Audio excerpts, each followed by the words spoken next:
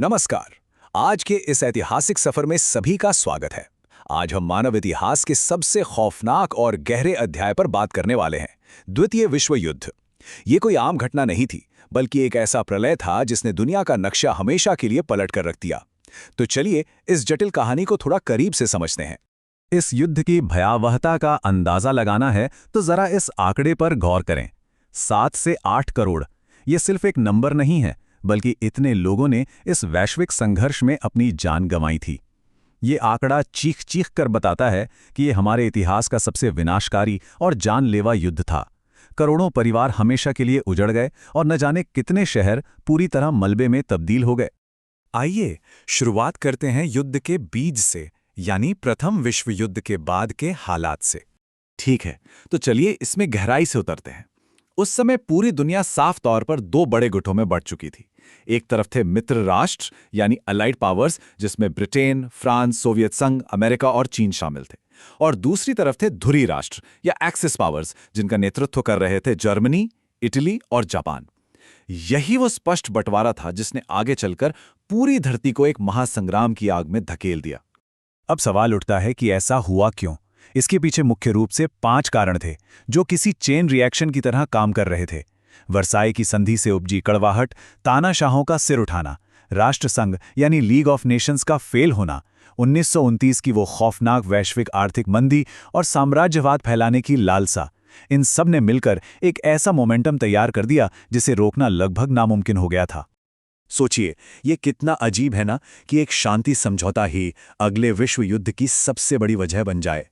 1919 की वर्साई की संधि ने जर्मनी पर इतने कठोर आर्थिक दंड लगाए और उसकी सेना को इतना सीमित कर दिया कि वहां के लोगों में गहरी निराशा और अपमान की भावना भर गई।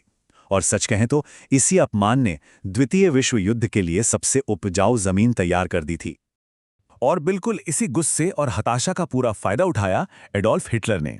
एक बेहद प्रभावशाली वक्ता होने के नाते उसने जर्मन लोगों से उनका खोया हुआ गौरव वापस दिलाने, सेना को फिर से ताकतवर बनाने और एक विशिष्ट आर्य नस्ल की सर्वोच्चता स्थापित करने के बड़े बड़े वादे किए। हिटलर ने जनता के उस अपमान को एक बेहद खतरनाक राष्ट्रवाद में बदल दिया और देखते ही देखते पूरे यूरोप में डर का माहौल छा गया। अब बात करते हैं विनाश की शुरुआत की, जब राजनीतिक तनाव सीधे सैन्य आक्रमण में बदल गया। इतिहास के पन्नों में 1 सितंबर 1939 की तारीख कभी नहीं भुलाई जा सकती। ये वो चिंगारी थी जिसने पूरी दुनिया को भस्म कर दिया। जैसे ही जर्मनी ने अपनी सेना के साथ पोलैंड पर धावा बोला, हालात पूरी तरह बेकाबू हो गए। इसके जवाब में ब्रिटेन और फ्रांस के पास कोई और रास्ता नहीं बचा और उन्हें जर्मनी के खिलाफ युद्ध की घोषणा करनी ही पड़ी।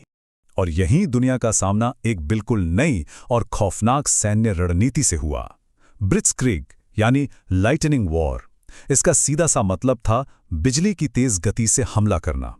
भारी टैंकों, लड़ाकू विमानों और एकदम आधुनिक हथियारों के अचूक तालमेल ने पूरी दुनिया को हिलाकर रख दिया। सच में किसी ने भी इतने तेज और विनाशकारी हमले की कल्पना तक नहीं की थी। इस ब्लिट्जक्रीग का असर इतना भयंकर था कि बड़े बड़े देश ताश के पत्तों की तरह ढहने लगे। पोलैंड से सिलसिला शुरू हुआ और फिर डेनमार्क, नॉर्वे, बेल्जियम और नीदरलैंड पर जर्मनी का कब्जा होता चला गया। और जब फ्रांस का पतन हुआ तो पूरी दुनिया एक गहरे सदमे में चली गई। जर्मनी की ये शुरुआती जीतें अविश्वसनीय रूप से तेज और अचूक थीं। आइए अब देखते हैं युद्ध का वैश्विक विस्तार, जब ये महायुद्ध यूरोप की सीमाओं को पार कर गया। फ्रांस को हराने के बाद हिटलर की सीधी नज़र अब ब्रिटेन पर थी।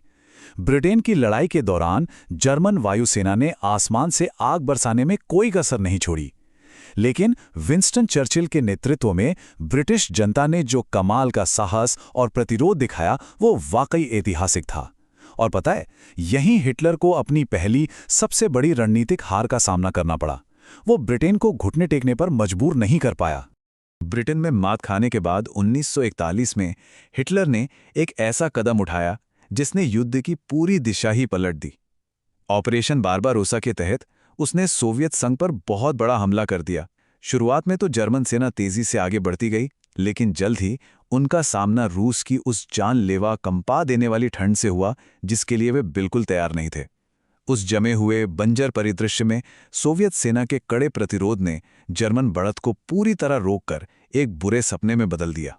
तो यहाँ सबसे महत्वपूर्ण बात यह है कि दुनिया के दूसरे छोर पर भी एक बहुत बड़ी घटना आकार ले रही थी। 7 दिसंबर 1941 को जापान ने अचानक अमेरिका के पर्ल हार्बर नौसैनिक अड्डे पर एक भीषण हमला कर दिया।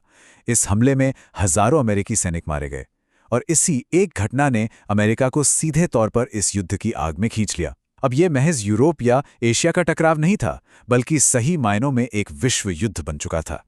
इसी दौरान एशिया में हालात बद से बदतर होते जा रहे थे। जापान के साम्राज्य का विस्तार बहुत तेजी से हो रहा था। चीन, कोरिया, फिलीपींस, बर्मा और मलाया देखते ही देखते जापानी सेना के कब्जे में आ गए। इन कब्जे वाले इलाकों में रहने वाले आम लोगों को अत्यधिक क्रूरता और भयानक अत्याचारों का सामना करना पड़ा। जापानी सेना की इस आक्रामकता ने पूरे एशिया में एक भारी तबाही का मंजर खड़ा कर दिया। अब हम युद्ध के उस हिस्से की ओर बढ़ रहे हैं जो मानवता पर सबसे बड़ा प्रहार था, युद्ध का सबसे काला अध्याय, द हॉलोकॉस्ट। एक बेहद व्यवस्थित और सोची समझी क्रूर नीति के तहत लगभग 60 लाख यहूदियों और लाखों अन्य निर्दोष लोगों को यातना शिविरों यानी कॉन्सेंट्रेशन कैंप्स में बेरहमी से मौत के घाट उतार दिया गया। इतने बड़े पैमाने पर मासूमों की जान जाना मानव इतिहास की वो अकल्पनीय त्रासदी है जो आज भी हमें ये याद दिलाती है कि नफरत और अंधभक्ति के परिणाम कितने भयानक हो सकते हैं। चलिए अब बात करते हैं बदलते रुख और युद्ध के अंत की, जब मित्र राष्ट्रों ने पलटवार शुरू किया। मित्र राष्ट्रों ने अब कई मोर्चों से एक साथ धुरी राष्ट्रों की युद्ध मशीन को नष्ट करना शुरू कर दिया। इसे 3 मुख्य चरणों में समझा जा सकता है। पहला, स्टालिनग्राद की भयानक लड़ाई में सोवियत संघ की शानदार जीत।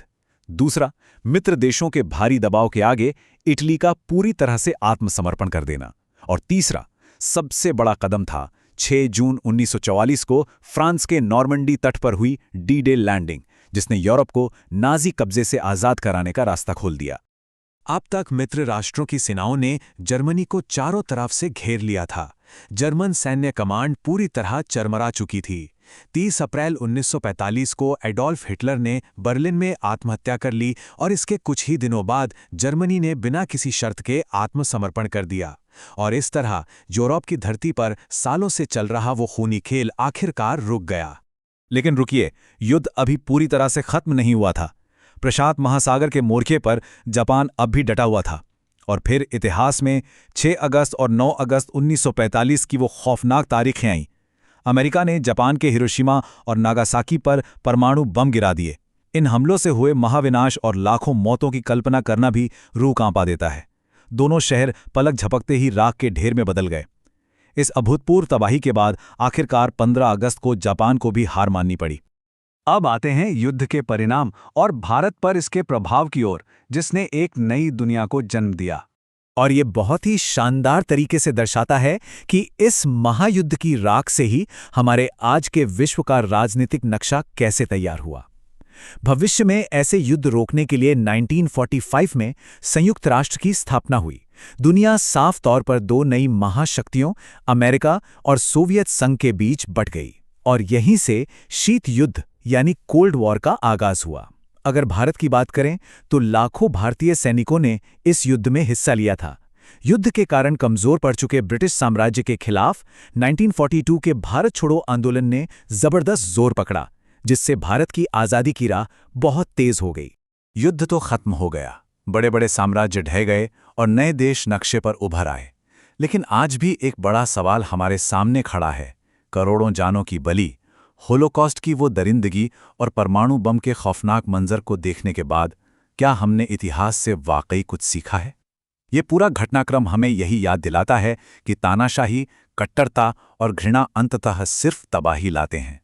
मानवता का अस्तित्व तभी बचा रह सकता है जब हम नफरत से ऊपर उठकर शांति और सहयोग को चुनें। तो आज के इस सफर में हमारे साथ जुड़ने के लिए बहुत बहुत धन्यवाद।